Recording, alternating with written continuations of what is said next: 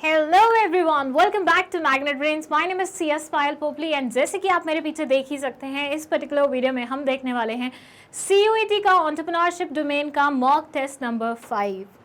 That means 4 mock test already आ चुके हैं। जिस भी स्टूडेंट ने एक भी मॉक टेस्ट स्किप किया है, प्लीज़ वो लिंक जो कि डिस्क्रिप्शन बॉक्स में लिखा हुआ है वहाँ जाके उसे देख लो, क्योंकि अभी तो ऐसा है कि CUET के लिए जितने क्वेश्चन मिले, जितने मॉक टेस्ट मिले, सब देख डालो।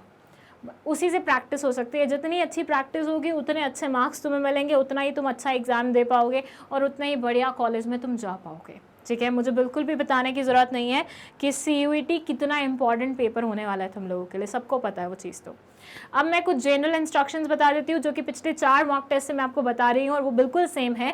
दैट इज़ कि टोटल 50 क्वेश्चन आप लोगों से पूछे जाएंगे, जिसमें से सिर्फ 40 अटेम्प्ट करने हैं आप लोगों को और 10 आप स्किप कर सकते हैं। बट क्योंकि अभी आप मेरे साथ प्रैक्टिस कर रहे हैं, इसलिए अभी आप 50 के 50 अटेम्प्ट करेंगे। पेपर में स्मार्टनेस मत दिखाना कि मेरे को तो सब आता है तो मैं तो 50 अटेम्प्ट करके जाऊँगा, या फिर नीचे लिख देते हैं कि चूज़ एनी 40। वो होते हैं ना कुछ बहुत डेढ़ छाने स्टूडेंट्स, वैसा बिल्कुल मत बनना। एग्जामिनर इरिटेट हो गया तो जो मिल रहे होंगे मार्क्स वो भी कट जाएंगे।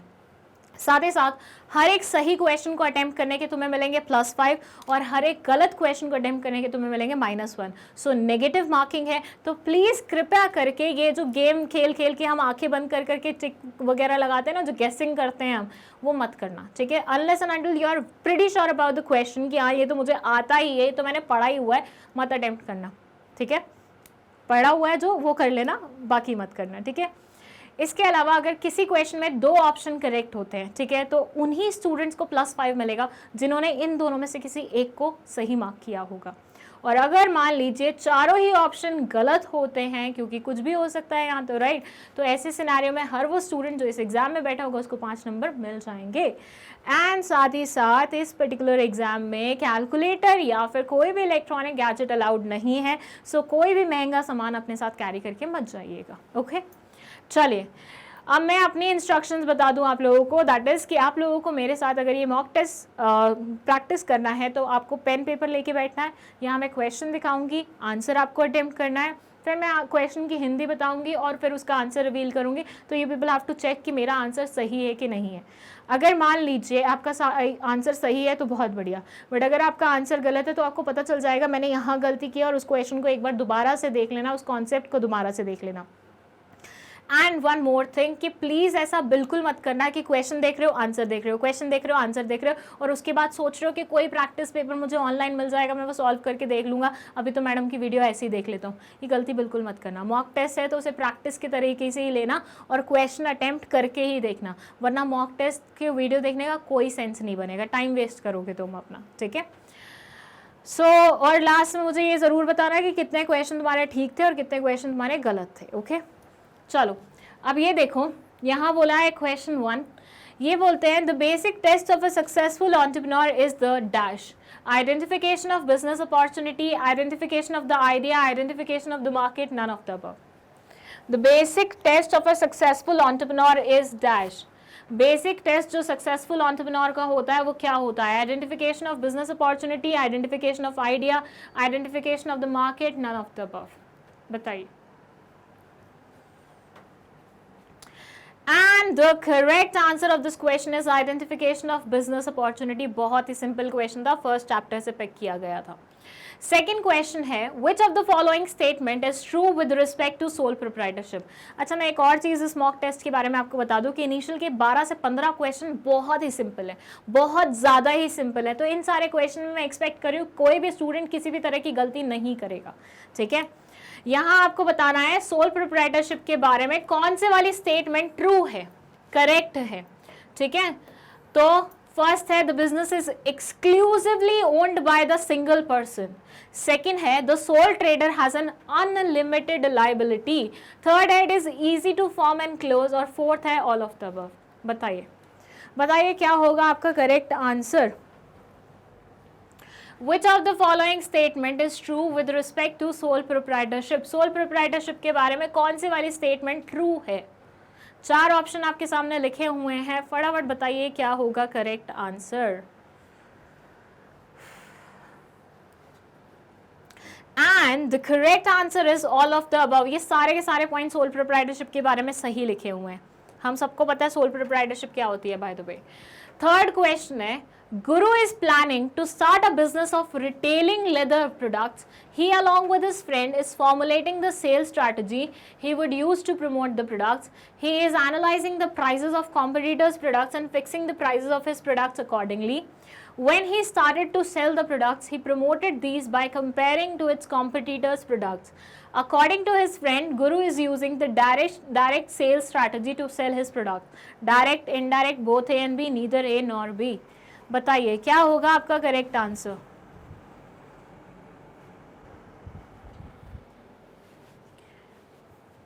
बोलिए। अगर इस क्वेश्चन की हिंदी बताऊं तो इट सेज, गुरु प्लान कर रहा है एक लेदर प्रोडक्ट्स का रिटेल बिजनेस शुरू करने का। इसने अपने फ्रेंड के साथ एक सेल्स स्ट्रैटेजी बनाई है कि प्रमोट कैसे करेगा प्रोडक्ट्स को। साथ ही साथ ये एनालाइज कर रहा है कॉम्पिटिटर के प्रोडक्ट्स को और उनके प्राइजेस को, और फिक्स कर रहा है प्राइजेस अकॉर्डिंगली अपने प्रोडक्ट्स के। And when he started to sell, जब इसने बेचना शुरू किया तो इसने कॉम्पिटिटर्स के प्रोडक्ट्स के साथ अपने प्रोडक्ट को कंपेयर करते हुए प्रमोट करना स्टार्ट किया कि देखो कैसे मेरा वाला प्रोडक्ट इसके वाले प्रोडक्ट से बेटर है। तो यहाँ पे गुरु कौन से वाली सेल्स स्ट्रैटेजी इस्तेमाल कर रहा है? डायरेक्ट, इनडायरेक्ट, बोथ या फिर नन? बताइए। And the correct answer is direct strategy इस्तेमाल कर रहे हैं गुरु भाई साहब। फोर्थ क्वेश्चन है, dash allows entrepreneurs to be in the business for themselves but not by themselves. For themselves but not by themselves. Franchising, acquisitions, merger, none of the above. थोड़ा सा ये ध्यान देने वाला क्वेश्चन है, गलती मत करिएगा इसमें, ध्यान से पढ़िएगा, इसे अच्छे से देख लीजिए। Dash allows entrepreneurs to be in business for themselves but not by themselves. Franchising, acquisition, mergers, none of the above. बोलिए बोलिए क्या होगा आपका करेक्ट आंसर? ऐसा कौन सा वाला बिजनेस है जो खुद से नहीं बट खुद के लिए मतलब अलाउ करता है एंटरप्रेन्योर्स को कि ऐसा बिजनेस सेट हो कि जो उनके द्वारा ना हो लेकिन उनके लिए हो? Franchising, acquisition, mergers, none of the above. And the correct answer is franchising. उसमें क्या होता है, आप दूसरे इंसान को राइट्स दे देते हो जिससे वो आपके बिजनेस को प्रमोट कर रहा होता है अल्टीमेटली, मतलब आपके ब्रांड को प्रमोट कर रहा होता है अल्टीमेटली। क्वेश्चन फिफ्थ है असर्शन और रीजन वाला question. It says the sole proprietor has a limited liability, और सेकेंड रीजन में ये बोल रहे हैं sole proprietor will be responsible for all the cost and debts of their company. अब अगेन कुछ वर्ड्स ऐसे होते हैं जो लिखा कुछ और होता है लेकिन हम उसे रीड कुछ और वे में कर लेते हैं, तो ध्यान दीजिएगा यहाँ पे। बताइए क्या होगा करेक्ट आंसर?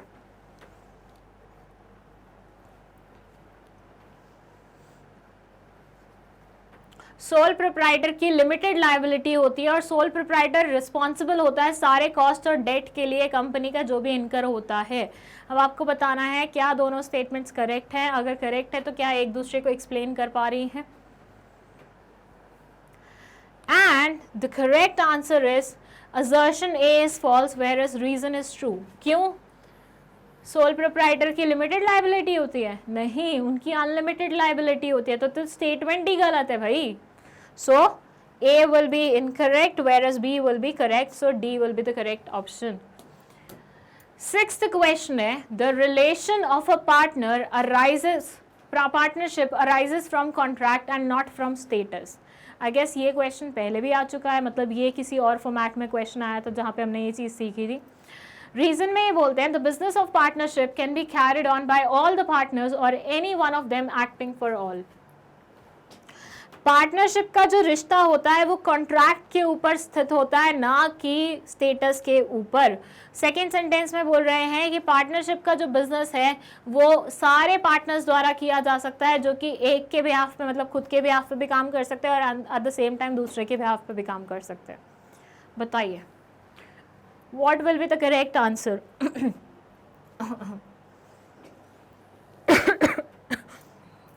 बहुत सिंपल क्वेश्चन है ये तो, पार्टनरशिप के बारे में।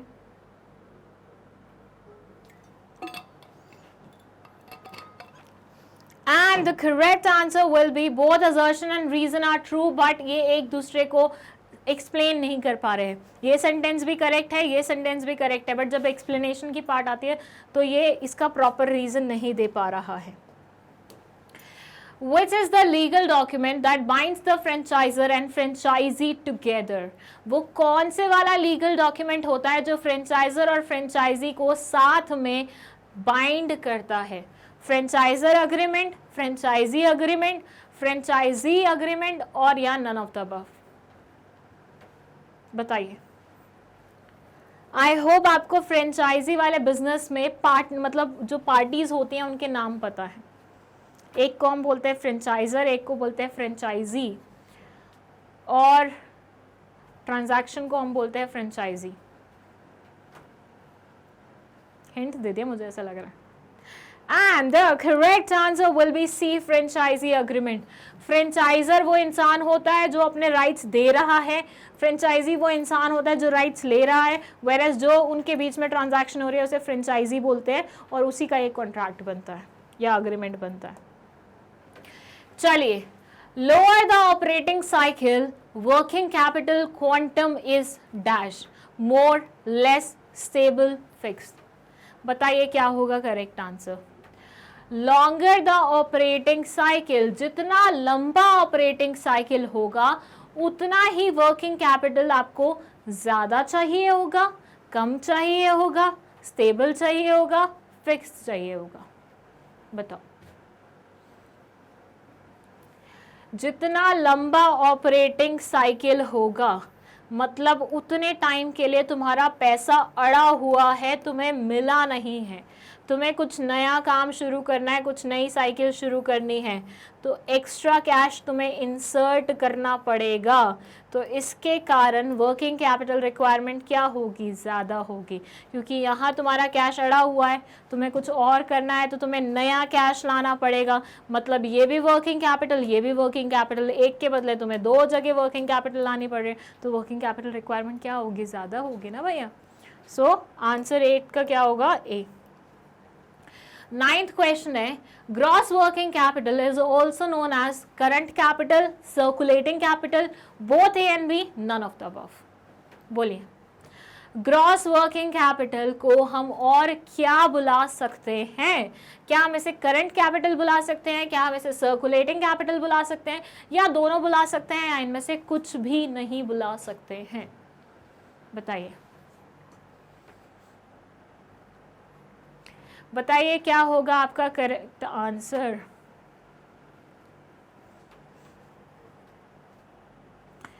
And the correct answer of this question is both A and B. दोनों बुला सकते हैं, करंट कैपिटल भी बुला सकते हैं, सर्कुलेटिंग कैपिटल भी बुला सकते हैं. 10th क्वेश्चन है, a business opportunity may be described as an attractive dash idea, economic, social, political, technological. ये आया है काम का क्वेश्चन. बताओ इसका आंसर क्या होगा?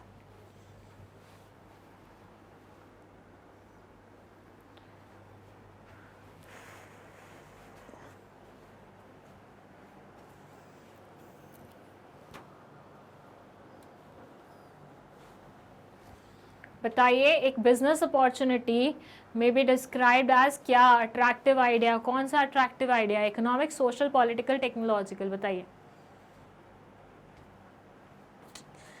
And the correct answer is obviously economic, क्योंकि अब बिजनेस अपॉर्चुनिटी ऐसे अल्टीमेटली तुम क्या करने वाले हो? पैसा कमाने वाले हो. वो कहाँ कवर होता है? इकोनॉमिक में कवर होता है. 11th, 2 heads better are being better than 1. Identify the form of business organization stated in the above line. Sole proprietorship, partnership, company, none of the above. 1 और 1 11, वो सुना है आपने? बस उसी से रिलेटेड है.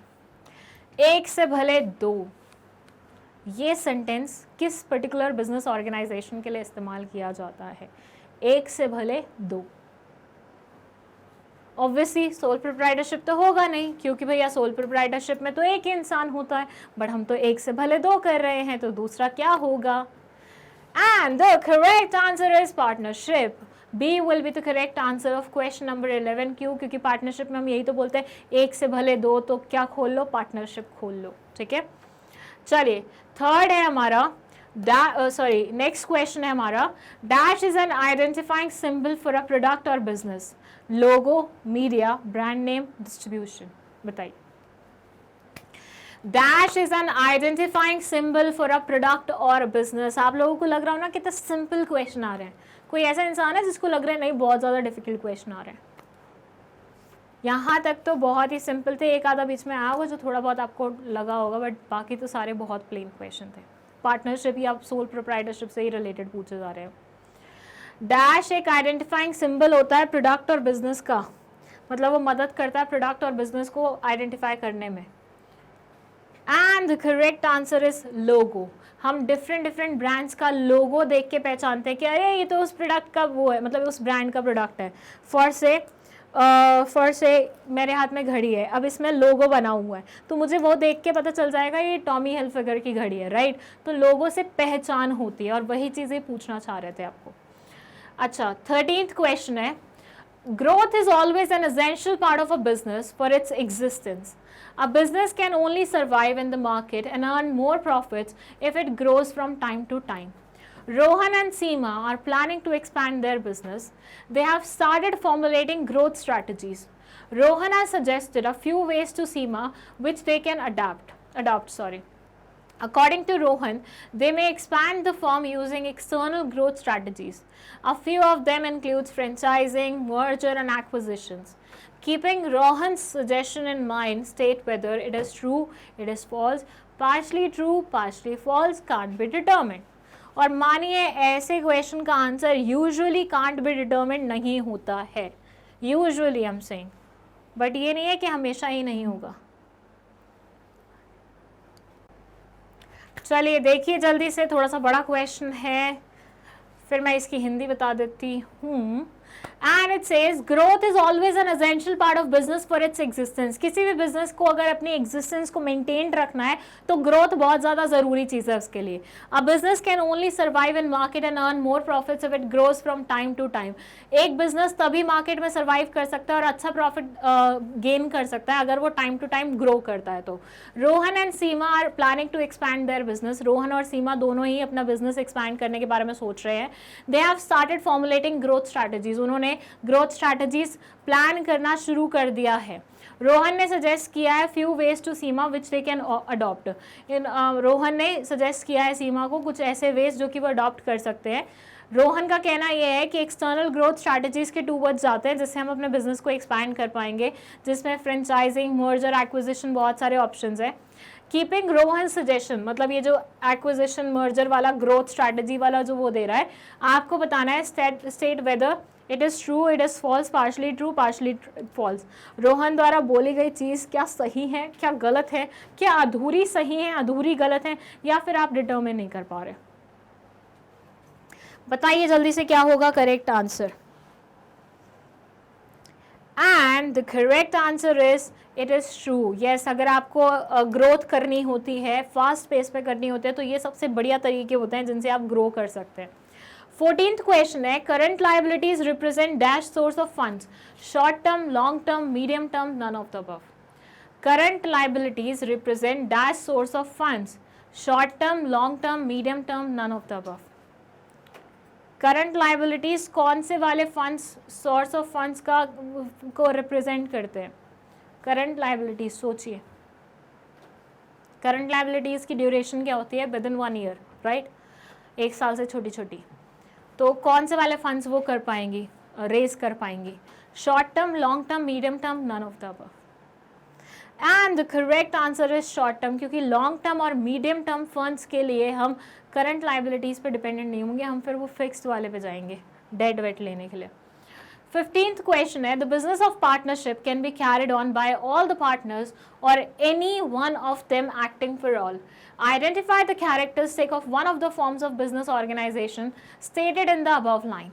utmost good faith, mutual agency, implied authority, unlimited liability। बताइए क्या होगा correct answer.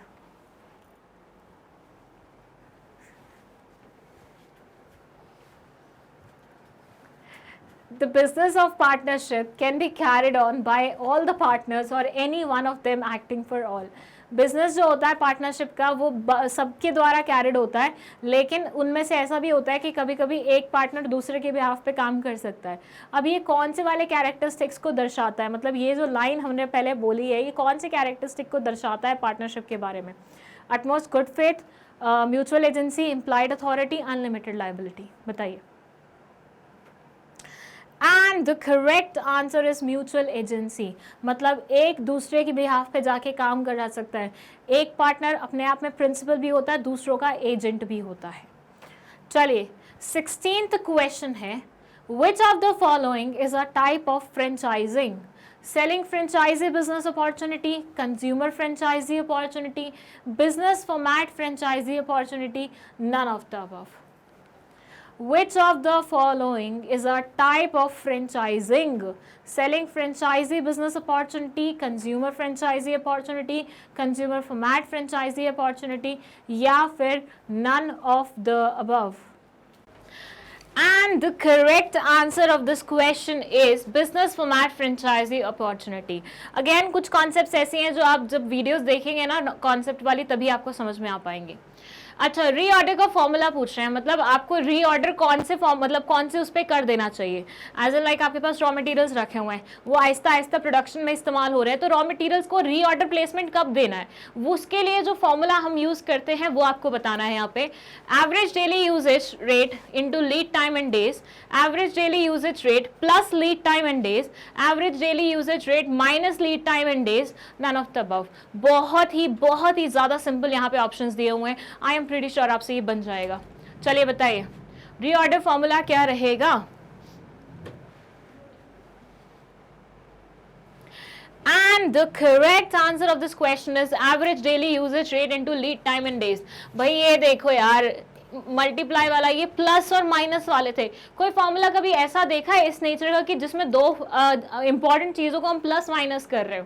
That's not possible, right? तो थोड़ा सा कॉमन सेंस लगाते तो यहाँ पे तुम्हें आंसर मिल जाता। ठीक है, आई एम नॉट सेइंग कि फॉर्मूलाज में प्लस माइनस लगते ही नहीं है। आई एम सेइंग कि जब ऐसा कुछ कैलकुलेशन आता है तो यूजुअली मल्टीप्लीकेशन या फिर डुप्लीकेट मतलब डिविजन का इस्तेमाल करते हैं हम, ये सब चीजों का नहीं करते हैं। ठीक है, सो नेक्स्ट हमारा क्वेश्चन है 18th question. It says identify the type of merger which increases synergies: product extension merger, vertical merger, market extension mergers, horizontal merger।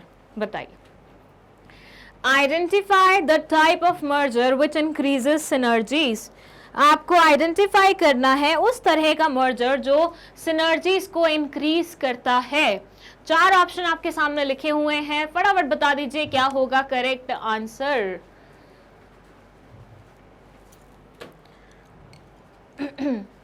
Identify the type of merger which increases synergies। बताइए।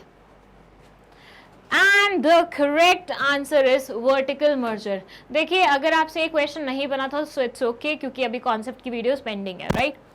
चलिए next question है question number 19। It says a book shop sells pens 30,000 quantity per year, demand is uniform, purchase cost is ₹6 per pen, holding cost per annum is 20% of the purchase cost, ordering cost is ₹500 per order.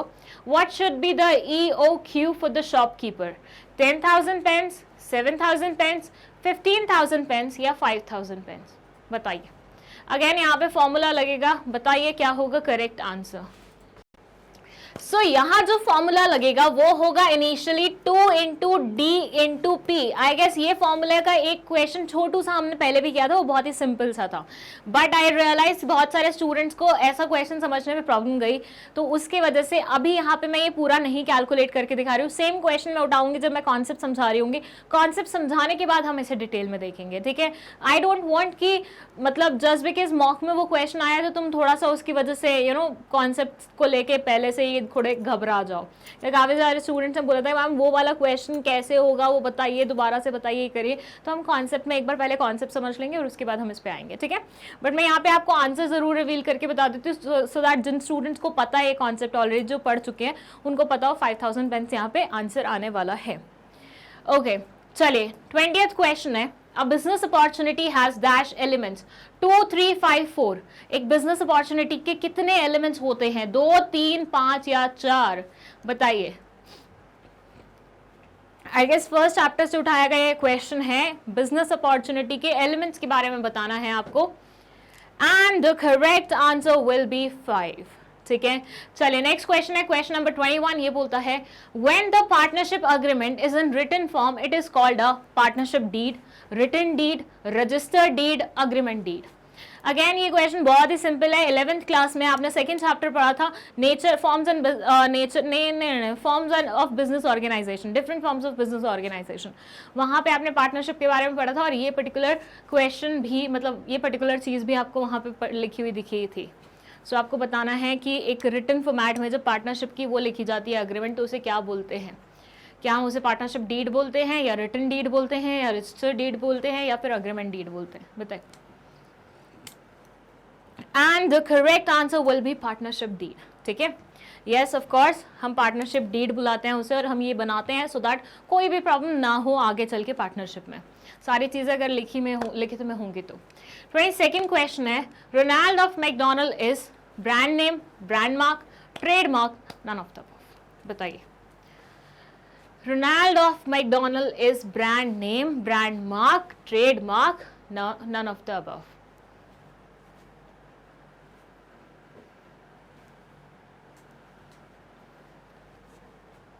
And the correct answer is brand mark. ठीक है, चलिए next question है आपका 23rd question. 23rd question है, identify the elements of operational plan which relate to evaluation and appraisal of work performed. Is it inspection, is it dispatching, is it scheduling, या फिर follow up? अब इस nature का question पहले भी आ चुका है, मैच द फॉलोइंग से रिलेटेड भी आ चुका है, और ये टॉपिक से बहुत सारे क्वेश्चन अभी तक पूछे जा चुके हैं, सो इस टॉपिक को अच्छे से पढ़ना है। What they are asking is identify the element of operational plan. Operational plan का element identify करो which relates to, जिसमें हम बेसिकली इवेलुएट करते हैं और अप्रेजल करते हैं जो भी काम हमने परफॉर्म किया है उसका। तो बेसिकली जो काम हम परफॉर्म कर रहे हैं उसका इवेलुएशन जिस एलिमेंट में होता है ऑपरेशनल प्लान की, वो आपको पता लगाना है। Is it inspection, is it dispatching, is it scheduling, या फिर फॉलो अप? बताइए। And the correct answer of this question is follow up. ठीक है, फॉलो अप लेने में हम बेसिकली ये सारी चीजें करते हैं। 24th question है, which of the following is a feature of angel investor? They are current or retired executives, they bear extremely high risk, they provide proactive advice, या फिर all of the above? बताइए। Which of the following is a feature of angel investor? इनमें से कौन से वाला angel investor का feature है? They are current or retired executives, they bear extremely high risk, they provide proactive advice, all of the above? ध्यान दीजिएगा, angel investor के बारे में बात हो रही है यहाँ पे। एंजल इन्वेस्टर और वेंचर कैपिटलिस्ट, बहुत क्वेश्चन पूछे हुए इनसे भी। बताइए, विच of the following is a feature of angel investor? इनमें से कौन से वाला एंजल इन्वेस्टर का फीचर है? करंट और रिटायर्ड एग्जीक्यूटिव्स होते हैं, एक्सट्रीमली हाई रिस्क बेयर करते हैं, प्रोएक्टिव एडवाइस देते हैं, all of the above.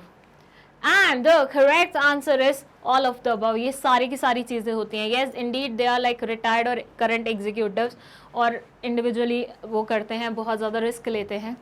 25th question है, outstanding expenses are current assets, current liabilities, both A and B, none of the above? बताइए।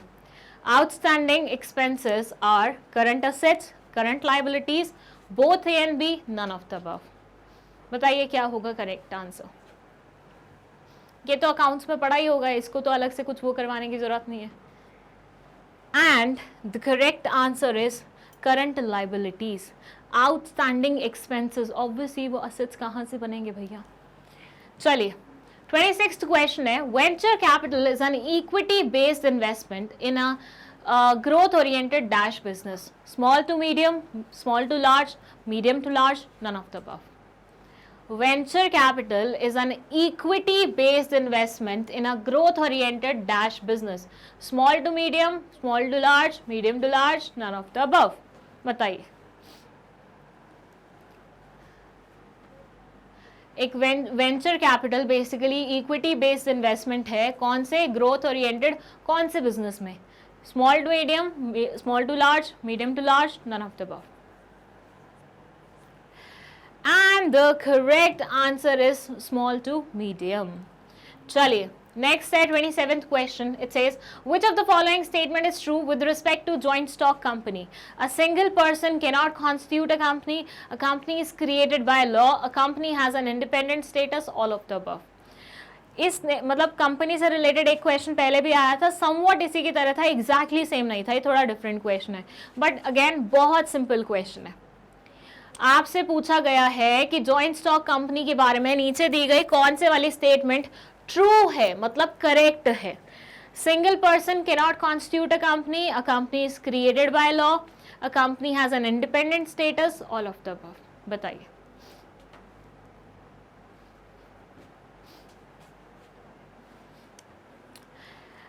And the correct answer is all of the above. ये सारी लाइनें जो भी joint stock company के बारे में बोली गई हैं वो बिल्कुल सही हैं, और आप भी जानते हैं चीज़ क्योंकि आपने जॉइंट स्टॉक कंपनी के बारे में पढ़ा हुआ है पहले भी. Horizontal merger is a merger occurring between companies in the industry, same, different, rival, competitive. Horizontal merger बहुत बार पढ़ चुके हैं, मतलब पढ़ नहीं चुके हैं, बट बहुत सारे मॉक्स में इससे रिलेटेड क्वेश्चन आ चुके हैं, तो अब तो मैं एक्सपेक्ट कर रही हूँ कि सारे स्टूडेंट्स वेल वर्स्ड हो चुके होंगे हॉरिजॉन्टल मर्जर से. तो जल्दी से मुझे बता दीजिए हॉरिजॉन्टल मर्जर किन किन टाइप की कंपनीज के बीच में होता है. सेम इंडस्ट्री से जो बिलोंग करते हैं, डिफरेंट इंडस्ट्री से जो बिलोंग करते हैं, जो आपस में राइवल होती हैं, या फिर कॉम्पिटिटिव. बताइए. And the correct answer is same. मैंने हमेशा आपको बोला है जो सेम लेवल पे परफॉर्म कर रहे हैं, फर्स्ट ये फर्नीचर की शॉप है, ये भी फर्नीचर की शॉप है, दोनों सोचते हैं मर्जर करना है, तो यहाँ पे वो हॉरिजॉन्टल मर्जर करेंगी. ठीक है, so answer will be A. चलिए नेक्स्ट क्वेश्चन है 29th question. A dash is a road block in a situation. Opportunity, problem, vision, none of the above. बताइए. Dash is a roadblock in a situation. Opportunity, problem, vision, none of the above. बताओ. जल्दी बताइए क्या होगा correct answer. And the correct answer is problem. नाम से ही समझ में आ रहा था, रोड ब्लॉक मतलब ऐसी चीज़ जो आपके मतलब आपके रास्ते में अड़ंगा ला रही हो, जो आपके रास्ते में कोई ना कोई रुकावट ला रही हो, हिंड्रेंस ला रही हो, ऑब्स्टिकल ला रही हो, तो वो क्या होगी, वो प्रॉब्लम ही होगी ना. चलिए 30th क्वेश्चन है. Private placement means the dash sale by a company of its securities to a limited number of sophisticated investors. Indirect, direct, unforeseen, unexpected. चलिए बताइए. प्राइवेट प्लेसमेंट से रिलेटेड ये क्वेश्चन है. ये बोल रहे हैं private placement means the dash sale by a company of its securities to a limited number of sophisticated investors. बताइए क्या होगा आपका करेक्ट आंसर. प्राइवेट प्लेसमेंट का मतलब बेसिकली होता है डैश सेल करना इक्विटी मतलब सिक्योरिटीज की limited number of sophisticated investors को, मतलब limited number of sophisticated investors को आप सिक्योरिटीज दे रहे हैं. Is this direct sale, indirect sale, unforeseen sale, या फिर अनएक्सपेक्टेड सेल.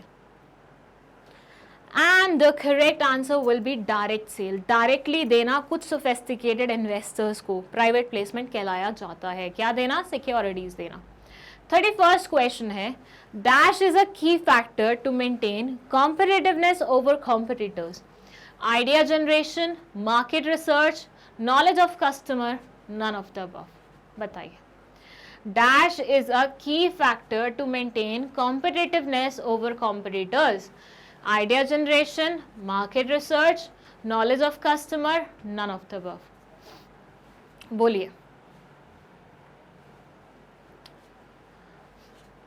डैश एक की फैक्टर है कॉम्पिटिटिवनेस मेंटेन करने की कॉम्पिटिटर्स के ऊपर.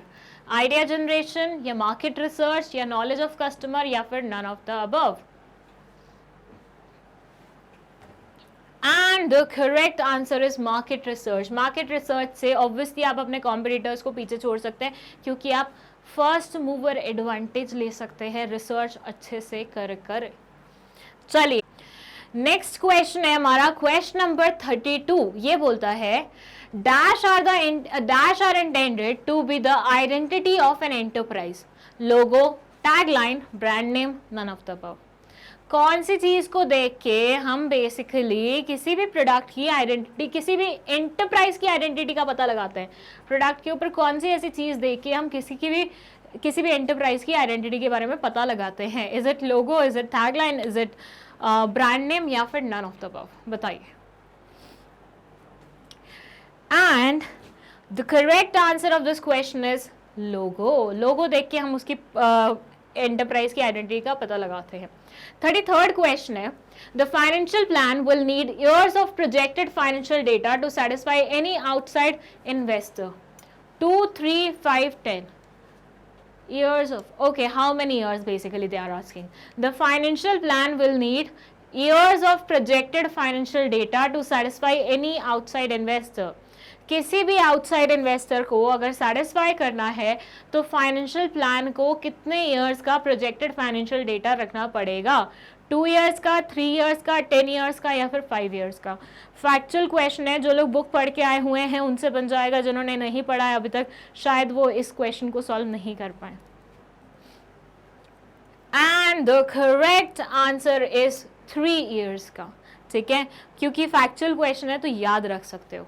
34th क्वेश्चन है, which of the following method of issuing securities is considered to be inexpensive? Rights issue, private placement, offer to employees, none of the above. Which of the following method of issuing securities is considered to be inexpensive? कौन से वाला तरीका securities issue करने का inexpensive consider किया जाता है? First है राइट्स इशू, सेकंड है प्राइवेट प्लेसमेंट, थर्ड है ऑफर टू एम्प्लॉयज, फोर्थ है नन ऑफ द अबव। बताइए, what will be the correct answer of this question? And the correct answer is rights issue. इसमें सबसे कम खर्चा आता है, क्योंकि प्राइवेट प्लेसमेंट भी थोड़ा बहुत खर्चा तो आएगा ही आएगा। ऑफर टू एम्प्लॉयज में कभी कभी हमें इंसेंटिव के रूप में देते हैं तो प्राइसेस कम करके देते हैं शेयर के, अगेन घाटा वाली चीज हो जाती है वो। चलिए 35th क्वेश्चन है, ideas can be generated based on dash, man made resources, natural resources, financial resources, none of the above. ये हम फर्स्ट चैप्टर में पढ़ चुके हैं, सो मोस्ट प्रोबेबली आपसे ये बन जाना चाहिए। बताइए, ideas can be generated based on dash, man made resources, natural resources, financial resources, none of the above. बोलिए, ideas can be generated based on man made resources, natural resources, financial resources, none of the above. And the correct answer is natural resources. मैंने आपको timber वगैरह का example भी दिया था वहां पे। 36th क्वेश्चन है, the business plan is comprehensively written document, oral document, printed document, signed document. बताइए, जो बिजनेस प्लान होता है जिससे रिलेटेड बहुत सारे क्वेश्चन अलग अलग मॉक्स में आ चुके हैं, वो बेसिकली कॉम्प्रिहेंसिवली होता है रिटन डॉक्यूमेंट के फॉर्मेट में, ऑरल डॉक्यूमेंट के फॉर्मेट में, प्रिंटेड डॉक्यूमेंट के फॉर्मेट में, या फिर साइन डॉक्यूमेंट के फॉर्मेट में। And the correct answer is written document के फॉर्मेट में। चलिए नेक्स्ट है 37th question, dash are powerful messages that help to communicate and enterprise goals, tagline, logo, both A and B, none of the above. Dash are powerful messages that help to communicate and enterprise goals. Tagline, logo, both A and B, none of the above. बताइए, क्या होगा correct answer इस question का? Dash are powerful messages, dash powerful messages होते हैं जो help करते हैं एंटरप्राइज के गोल्स को कम्युनिकेट करने में। Tagline, logo, both A and B, none of the above. And the correct answer is tagline. जैसे आपने बहुत सारे अलग अलग उनके सुने होंगे, जैसे LG का होता है लाइफ स्कर्ट, ठीक है, जिंदगी बेहतरीन बनाए, ये करे वो करे, तो उनका मेन मोटो क्या होता है आपको वो पता चलता है ना उन टैगलाइंस को सुनते हुए। तो बस वही पूछने की कोशिश कर रहे थे यहाँ पे। चलिए 38th क्वेश्चन है, one of the most difficult problems in new venture creation process is obtaining finance, capital, technology, none of the above. One of the most important problems in new venture creation process is obtaining finance, capital, technology, none of the above. जब हम कोई नए venture को create करने के बारे में सोचते हैं तो उस प्रोसेस में जो सबसे डिफिकल्ट प्रॉब्लम हमें फेस करने को मिलती है वो क्या होती है? Is it finance, is it capital, is it technology या फिर none of the above? And the correct answer is finance. पैसा, पैसा सबसे बड़ी दिक्कत होती है. 39th question. Dash is a potential strategy for ensuring the accelerated growth of a business. Dash. Mergers, acquisitions, both A and B, none of the above. Dash is a potential strategy for ensuring the accelerated growth of a business. एक business की accelerated growth ensure करने के लिए एक potential strategy इस्तेमाल होती है. वो कौन सी होती है? Merger हो सकती है, acquisition हो सकती है, या फिर ये दोनों हो सकती हैं, या फिर none of the above. बताइए बताइए क्या हो सकता है?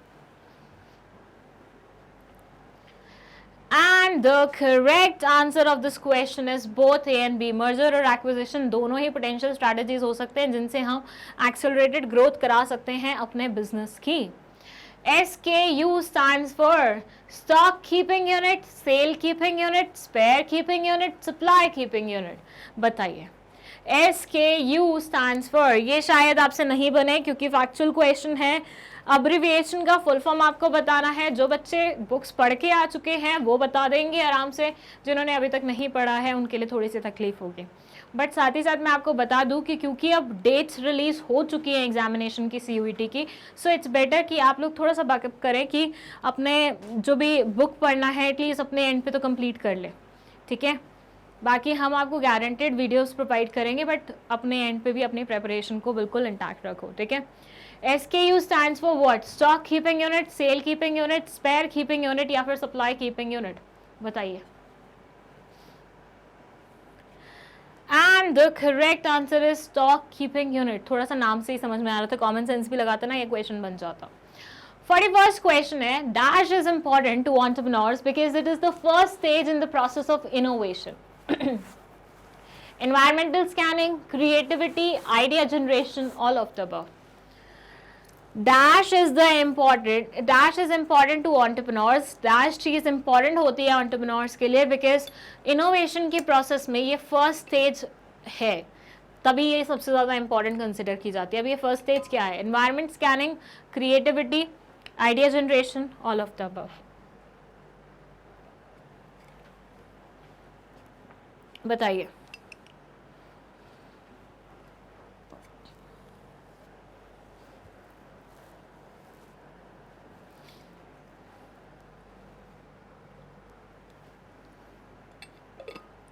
बताइए क्या होगा आपका correct answer?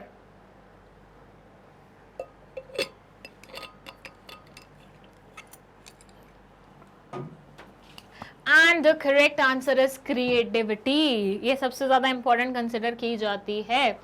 42nd. Which of the following method of pricing is most commonly associated with the marketing objective of increasing market share or sales volume? Cost plus pricing, penetration pricing, creaming pricing, variable pricing. बताइए. Which of the following method of pricing is most commonly associated with the marketing objective of increasing market share or sales volume? Cost plus pricing, penetration pricing, creaming pricing, variable pricing. बताइए.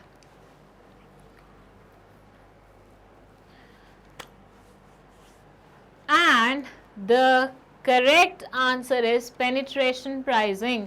अच्छा, again ये वाला थोड़ा सा concept based question है, हम concepts में इसे डिस्कस करेंगे. 43rd क्वेश्चन है, which of the following are the critical profitability ratios? Return on investment, return on equity, both A and B, none of the above. अब ये थोड़ा बहुत आपने अकाउंट्स में पढ़ा हुआ है 11th-12th में, राइट? तो बताइए फट से क्या होगा इसका answer? Which of the following are the critical profitability ratios? Return on investment, return on equity, both A and B या none of the above? बताइए. And the correct answer is both A and B, both return on equity and return on equity, investment. 44th question है, a capital market may be defined as an organized mechanism meant for effective and smooth transfer of money capital or financial resources from the dash to dash. Creditors to the entrepreneurs, entrepreneurs to the debtors, investors to the entrepreneurs, entrepreneurs to the suppliers. बताइए बताइए क्या होगा correct answer? A capital market may be defined as an organized mechanism. A capital market basically organized mechanism होता है meant for effective and smooth transfer, जिसमें हम effective और smooth transfer करते हैं मनी कैपिटल का और फाइनेंशियल रिसोर्सेज का किससे किस तक, क्रेडिटर्स से एंटरप्रेन्योर्स तक, एंटरप्रेन्योर्स से डेटर्स तक, इन्वेस्टर्स से एंटरप्रेन्योर्स तक, एंटरप्रेन्योर्स टू सप्लायर्स. बहुत सिंपल क्वेश्चन है. It's just the way they have asked it, वो थोड़ा सा ट्विस्टेड लग रहा है, otherwise it's a very simple question. And the correct answer will be investors to entrepreneurs. जिनके पास बहुत सारे पैसे हैं, जो इन्वेस्टमेंट करना चाहते हैं, उनसे पैसा लेके किसके पास देते हैं, एंटरप्रेन्योर, जो उस पैसे का इफेक्टिव यूटिलाइजेशन कर सकते हैं, प्रोडक्टिव इस्तेमाल कर सकते हैं. 45th question है, which of the following channel of distribution is suitable for the producers who have limited finance? Indirect 1 level, 2 levels, 3 levels, none of the above. बताइए.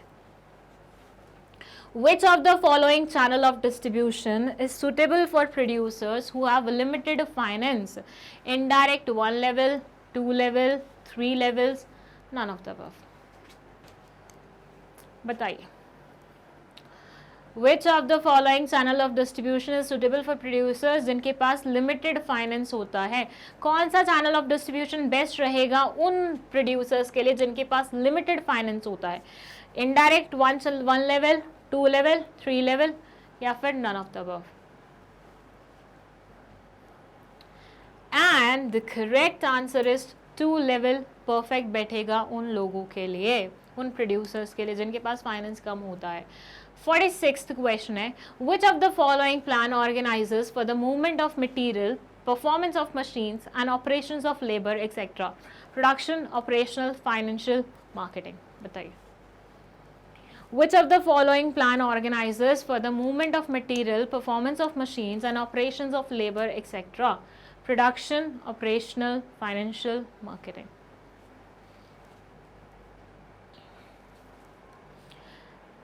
ओके, हिंदी तो रह गई.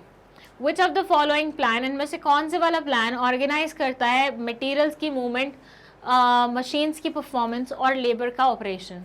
तो कौन से वाली चीज़ में ये सारी चीज़ें आती हैं? थोड़ा सा नाम देख के भी वो करो, कॉमन सेंस लगाओ, आंसर आ जाएगा. And the correct answer is operational. सारी चीज़ें जो यहाँ पे एग्जाम्पल के तौर में मेंशन थी वो ऑपरेशंस की तरफ आपका ध्यान दिलवाना चाह रही थी. ओके, सो अब हमारा आ गया है केस बेस्ड क्वेश्चन. एक केस स्टडी होगी जिसके बेसिस पे 4 क्वेश्चन पूछे होंगे, आपको उनका आंसर करना है. पहले मैं आपके लिए रीड कर देती हूँ. It says, shiny on visiting her friend Rita in Kashmir found it to be an ideal place to start a new business venture. Kashmir में new business venture, wow. She started scanning and screening the environment and found that Kashmir is rich in flora and fauna, free from air and land pollution. Kashmiris do not prefer to wear western dress, can't wear western dresses. वहाँ पे ठंडी इतनी होती है, jacket पे jacket पहननी पड़ती है. Because of persisting political unrest and terrorism, a number of residents are unemployed. Local Kashmiris get subsidies to open school in backward areas of Kashmir. Okay, सिर्फ इतना सही था. ओके, अच्छा है, पर अच्छा केस स्टडी है. पढ़ो एक बार ध्यान से इसको. स्क्रीनशॉट लेना है, स्क्रीनशॉट ले लो, पॉज करके आराम से रीड करना है, बिल्कुल आराम से रीड करो, कोई जल्दी नहीं है अपने को, और समझो क्या बोलना चाह रहे हैं ये. फिर मैं आपको हिंदी बताती हूँ इस केस स्टडी की. देख लीजिए आराम से इसे.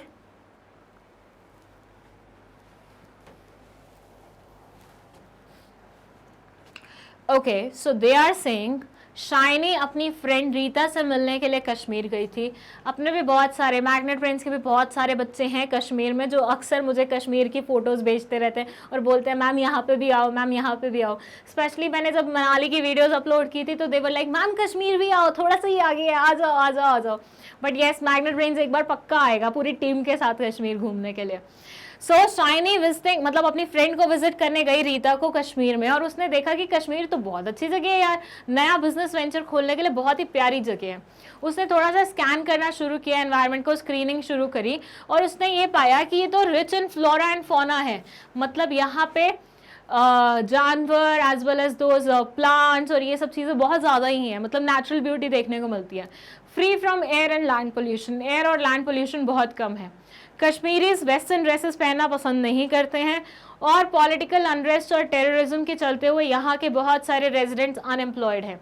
लोकल कश्मीरीज को मतलब अपने बैकवर्ड एरियाज में स्कूल खोलने के सब्सिडीज मिलती हैं, ठीक है। तो this is the case study, ठीक है। अब हम क्वेश्चन पे चले। सो फर्स्ट क्वेश्चन जो पूछा गया है वो है, which of the following pestle model factor is indicated in the below mentioned lines? Kashmir is rich in flora and fauna, free from air and land pollution. Ecological factor, social factor, political factor, economic factor. नाम से समझ में आ रहा है, थोड़ा सा common sense लगाना है बस। पेस्टल मॉडल के अकॉर्डिंग इन लाइंस में Kashmir is rich in flora and fauna, free from air and land pollution में कौन से वाले फैक्टर को दर्शाया गया है? Is it ecological factor, is it social factor, is it political factor, या फिर इकोनॉमिक फैक्टर? बताइए। And the correct answer is ecological factor. Flora and fauna कहाँ, इकोलॉजी में ही तो जाएंगे। चलिए 48th क्वेश्चन है, which of the following pestle model factor is indicated in the below mentioned lines? Kashmiris do not prefer to wear western dress. Technological factor, social factor, political factor, legal factor. बताइए। Kashmiris western dresses पहनना पसंद नहीं करते हैं। ये particular चीज, ये particular line कौन से फैक्टर की तरफ आपका ध्यान अट्रैक्ट करती है? 4 फैक्टर पेस्टल मॉडल के लिखे हुए हैं। लोग वहाँ के वैसी ड्रेसेस पहनना पसंद नहीं करते हैं, उनके लाइफस्टाइल के अकॉर्डिंग नहीं जाती हैं वो चीज़ें। लोग हैं सोसाइटी वाले, बहुत हिंट दे दी मैंने। Now the correct answer will B social factor. वहाँ के लोगों का एटीट्यूड, उनका लाइफस्टाइल, वो कैसे जीते हैं, कैसे रहते हैं, कैसे पहनते हैं, कैसे खाते हैं, ये सारी चीज़ें सोशल फैक्टर में आती हैं। चलिए, which of the following pestle model factor is indicated in the below mentioned line? Local Kashmiris get subsidies to open school in backward areas of Kashmir. Ecological factor, social factor, legal factor, या फिर economic? Excuse me. बताइए। 4 option लिखे हुए हैं। Local Kashmiris को subsidies मिलती हैं अपने बैकवर्ड एरियाज में, कश्मीर के बैकवर्ड एरियाज में अगर वो स्कूल खोलते हैं तो 4 ऑप्शन लिखे हुए हैं। आप बताइए कि पेस्टल मॉडल का कौन से वाला फैक्टर यहाँ पे इंडिकेट किया गया है?